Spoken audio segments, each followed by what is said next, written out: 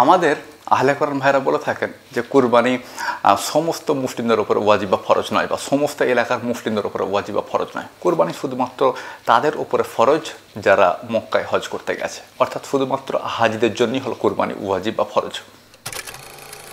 আসলে তারা এই কারণে এই কথা বলে কারণ পবিত্র কোরআনে যতবার কুরবানির প্রসঙ্গ এসেছে তা হজ্জের সঙ্গে সম্পৃক্ত, আলাদাভাবে কুরবানির কথা বলা হয়নি।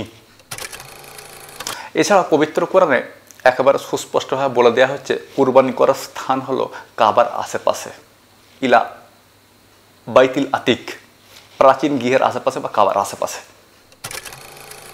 সুতরাং তাদের দাবিটা আরও জেরালো হয়ে যায় যে কুরবানি শুধুমাত্র হাজিদের জন্য, কারণ কুরবানির স্থান হলো কাবার আশেপাশে। তবে প্রত্যেক সবল বিত্তশালী মুসলিমদের ওপরও কুরবানি ওয়াজিব বা ফরজ, এই মর্মেও আয়াত পবিত্র কোরআনে রয়েছে। এই ভিডিওয় তা বিস্তারিতভাবে আলোচনা করা হয়েছে। সুতরাং যদি ভিডিওটা আপনি হাতে পান কিংবা সামনে পান তাহলে অনেক বেশি পরিমাণে শেয়ার করুন। মনে রাখবেন এই আহলে কোরআনরা হলো মুসলিম উম্মার জন্য এক ফিতনা। সুতরাং ভিডিওটা অনেক বেশি শেয়ার করুন যাতে করে তাদের খপ্পরে সাধারণ করে মুসলিম পড়ে না যায়।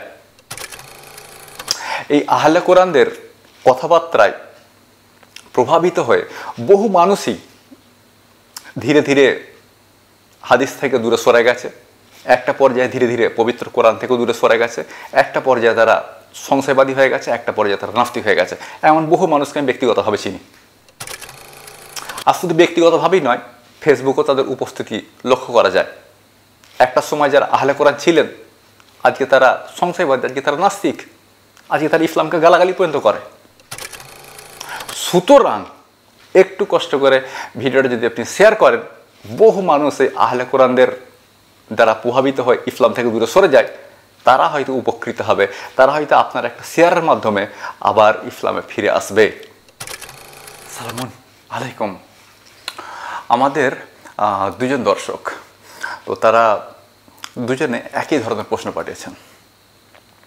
তারা দুজনই মহিলা দর্শক। তো আপনারা প্রথম তার প্রশ্নটা দেখে নিন। একজন আমার ফেসবুক পেজের ইনবক্সে প্রশ্ন পাঠিয়েছেন। বক্তব্যটা একই ধরনের, যে অনেকে বলে থাকেন যে কুরবানি শুধুমাত্র হাজিদের জন্য এবং তার স্থান হলো, মানে কুরবানি করার স্থান হলো প্রাচীন গৃহ বা কাবার আশেপাশে। আর আমার ইউটিউবের একজন দর্শক, তিনিও এই একই ধরনের প্রশ্ন পাঠিয়েছেন এবং তিনিও একজন নারী। তিনি একই ধরনের কথা বলেছেন যে কুরবানি শুধুমাত্র হাজিদের জন্য। অনেকে এই ধরনের কথা বলে, এই সম্পর্কে আপনি কিছু বলুন।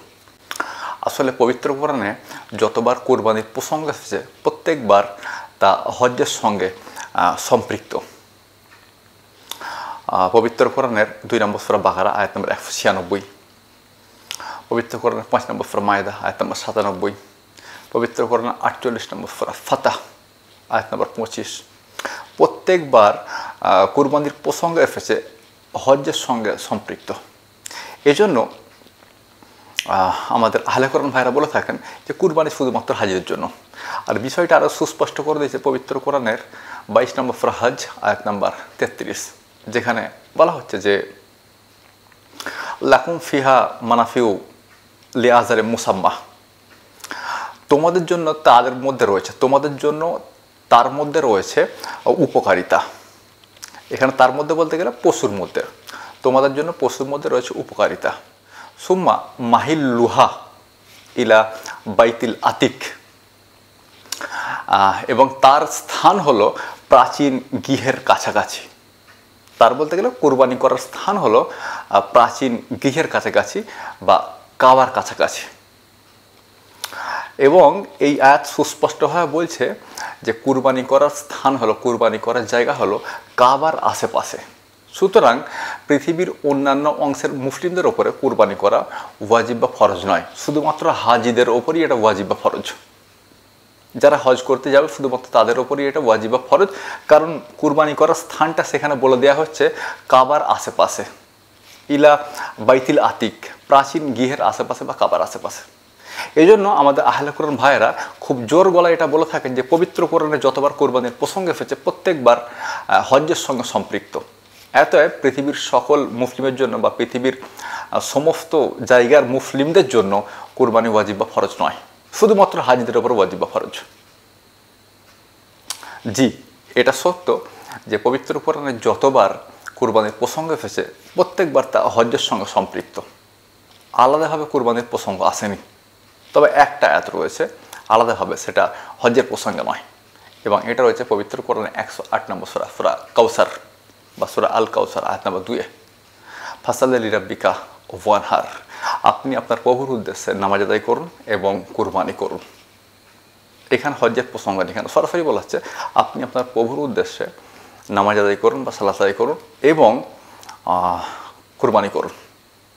এটা হজ্জের প্রসঙ্গ নয়, এটা সাধারণভাবে আম নির্দেশ দেওয়া হচ্ছে যে আপনি আপনার প্রভুর উদ্দেশ্যে সালাত আদায় করুন এবং কুরবানি করুন। তবে আমাদের আহলে কোরআন ভাইয়ের এখানে বলে থাকেন যে এটা শুধুমাত্র মুহাম্মদ সাল্লাল্লাহু আলাইহি ওয়াসাল্লামকে উদ্দেশ্য করে বলা হচ্ছে, একদম পরিষ্কারভাবে ফাসাল্লি লিরাব্বিকা ওয়ানহার, আপনি আপনার প্রভুর উদ্দেশ্যে নামাজ আদায় করুন এবং কোরবানি করুন।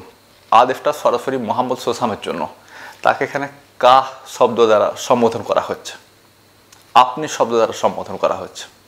সুতরাং এই নির্দেশ শুধুমাত্র মুহাম্মদ সাল্লাল্লাহু আলাইহি ওয়াসাল্লামের জন্য। ভালো কথা। সাধারণভাবে আমাদের কাছে আর কোনো উত্তর থাকে না, তবে যেখানে বলা হচ্ছে যে কুরবানির স্থান হলো প্রাচীন গৃহের নিকট, অর্থাৎ 22 নম্বর সূরা হজ্জের 33 নম্বর আয়াতে, সেখানে এও বলা হচ্ছে যে প্রত্যেক দলের উপরে কুরবানির বিধান জারি করা হয়েছে। আয়াত নম্বর 34, সূরা হজ 22 নম্বর সূরা, আয়াত নম্বর 34, একেবারে সুস্পষ্ট আয়াত। যে আয়াতে বলা হচ্ছে যে কুরবানির স্থান হলো প্রাচীন গৃহের নিকট, ঠিক তার পরের আয়াতে বলা হচ্ছে প্রত্যেক দলের জন্য কুরবানির বিধান স্থির করা হয়েছে, যেন তারা তার উপরে আল্লাহর নাম উচ্চারণ করে এবং আল্লাহ তাদেরকে যা রিজিক হিসাবে দিয়েছেন তাদের গৃহপালিত জন্তুদের মধ্যে থেকে। একেবারে সুস্পষ্ট আয়াত। ওয়ালিকুল্লি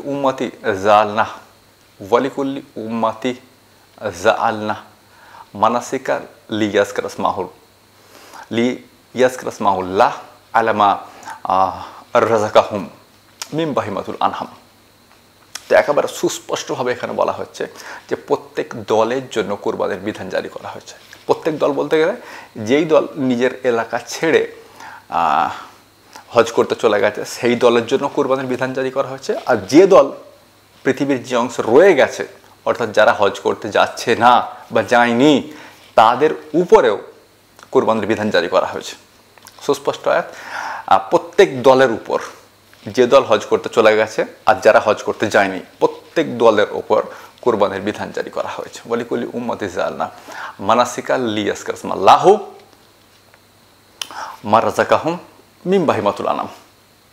প্রত্যেক দলের জন্য কুরবানির বিধান জারি করা হয়েছে যেন তারা তার উপর আল্লাহর নাম উচ্চারণ করে, আল্লাহ তাদেরকে যা রিজিক হিসাবে দিয়েছেন তাদের গৃহপালিত জন্তুদের মধ্য থেকে।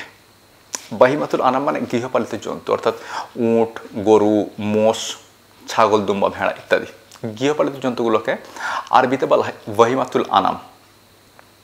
তো যাই হোক, আয়াত সুস্পষ্ট, শুধুমাত্র হাজিদের জন্য নয়, যারা হজ করতে গেছে তাদের জন্য, আর যারা হজ করতে যায়নি তাদের জন্য। সুস্পষ্ট আয়াত, এখানে আর দ্বিমতের কিছুই নেই। এর পরবর্তী বিধানগুলো সব হাদিসে রয়েছে, অর্থাৎ যারা হজ করতে যাবে তাদের জন্য কুরবানির নিয়মগুলো কী কী কী কী, যারা হজ করতে যাবে না তাদের জন্য কুরবানির নিয়মগুলো কী কী কী কী।